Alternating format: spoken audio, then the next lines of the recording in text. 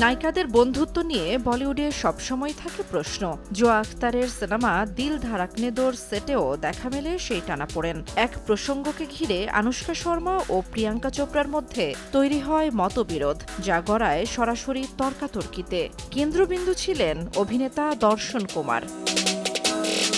আনুশকার দাবি, দর্শনের স্বভাব উদ্ধত, কারণ আগেই NH10 ছবিতে খল চরিত্রে তার সঙ্গে কাজ করার অভিজ্ঞতা ছিল তার। অন্যদিকে প্রিয়াঙ্কা বলেছিলেন একেবারেই উল্টো কথা। মেরি কম সিনেমায় দর্শনের বিপরীতে কাজ করার অভিজ্ঞতা থেকে তিনি মনে করতেন দর্শন ভীষণ পরিশ্রমী এবং ভদ্র মানুষ।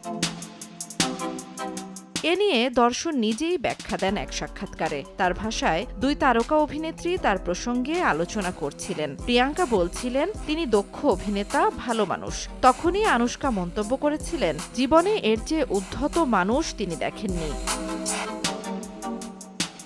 এ প্রসঙ্গে দর্শনের উত্তর ছিল, NH10 ছবিতে চরিত্রকে বাস্তবসম্মত করে তুলতে শুটিং চলাকালীন অনুষ্কার সঙ্গে দূরত্ব বজায় রাখতেন, এমনকি ভালো ব্যবহারও করতেন না। সেই কারণেই হয়তো আনুশকার মনে ভুল ধারণা তৈরি হয়েছিল।